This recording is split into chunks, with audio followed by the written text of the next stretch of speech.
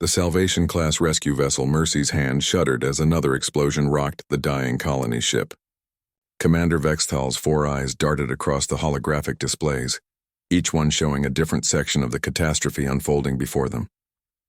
The Dracovian passenger liner Starwing Genesis had suffered a cascade failure in its quantum drive, and now 3,000 souls hung in the balance. "All teams report," Vexthal barked into the comm system. Responses flooded in from a dozen species: Centauri, Krillian, Phyraxian. Each rescue team working frantically to evacuate passengers before the liner's hull gave way completely.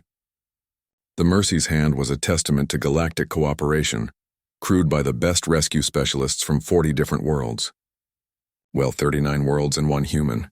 Engineer Rebecca Chen wiped sweat from her forehead as she manually bypassed another failing airlock.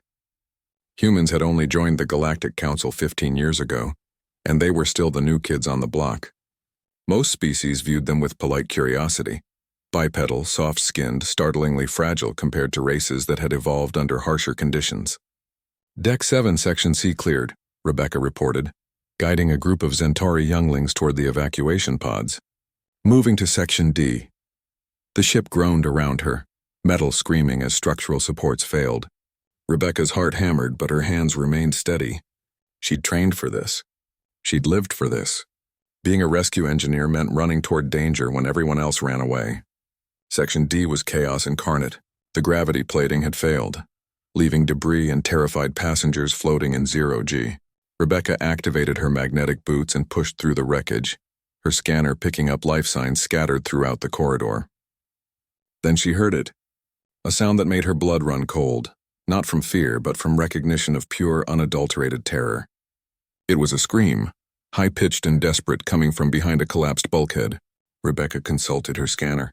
One life sign, small, young. "This is Chen. I've got a trapped survivor in Section D7, child-sized, moving to extract." She grabbed her plasma cutter and began working on the twisted metal, careful not to cause further collapse. The screaming continued, punctuated by what sounded like sobbing. Rebecca worked faster. When she finally pulled away enough debris to see inside, her breath caught. Curled in the corner of what had been a luxury cabin was a Dracovian hatchling, no more than 2 years old by her estimation, which was incredibly young for their species.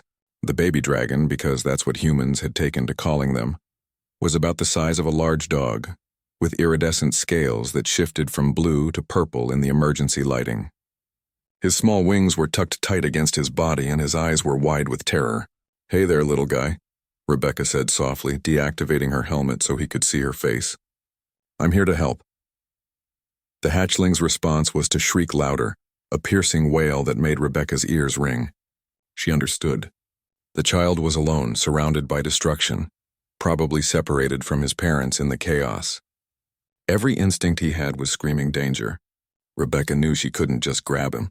Dracovian hatchlings had sharp claws and could breathe a weak form of plasma when frightened. She needed to calm him down first. "Chen, what's your status?" Vexthal's voice crackled through her comm. "Working on it, Commander. Got a scared hatchling. Give me a minute." The ship shuddered again, more violently this time. They didn't have a minute. The hull breach was spreading. Rebecca made a decision based on instinct, on something she'd seen work 1,000 times back on Earth. She pulled out her water bottle and the small tube of emergency cleanser from her kit. Squeezing some of the slippery liquid into her palm, she dipped her fingers in the water and began to blow. A bubble formed, iridescent and perfect, floating in the zero-gravity environment. The hatchling's screaming faltered.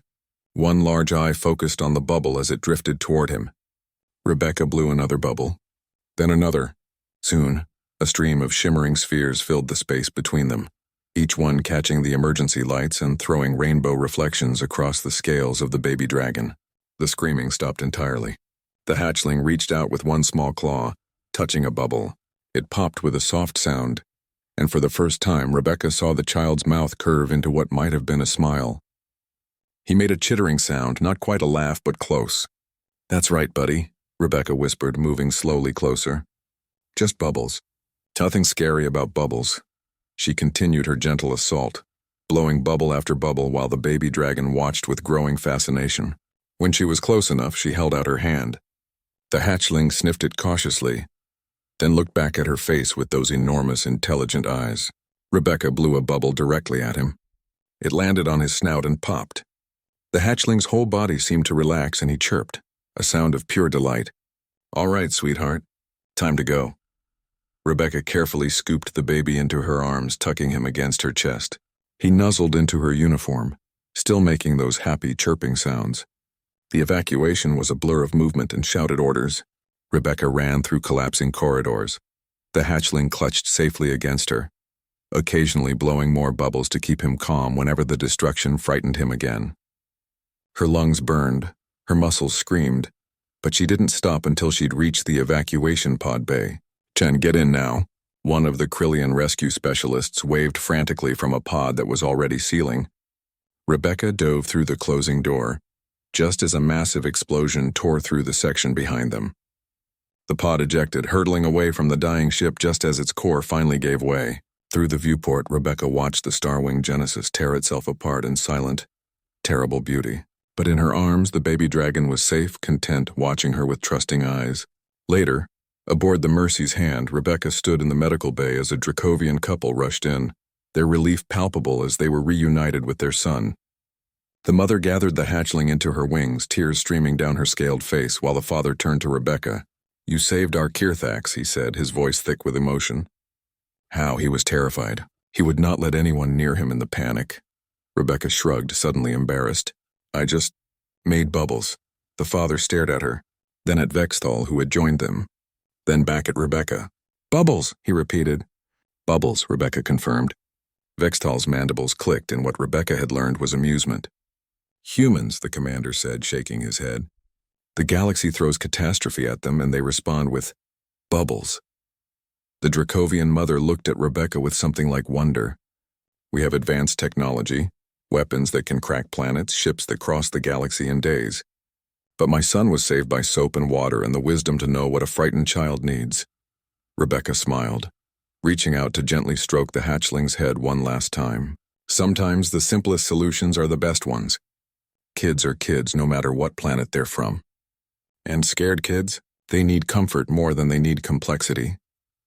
As Rebecca left the medical bay, she heard Vexthal speaking to the Dracovian parents. "The humans have a saying. Humanity, fuck yeah." "I am beginning to understand why." Rebecca grinned. She'd save that quote for her next call home. Mom and Dad would get a kick out of it. Behind her, the baby dragon chirped one more time, and she could have sworn he was asking for more bubbles. The end.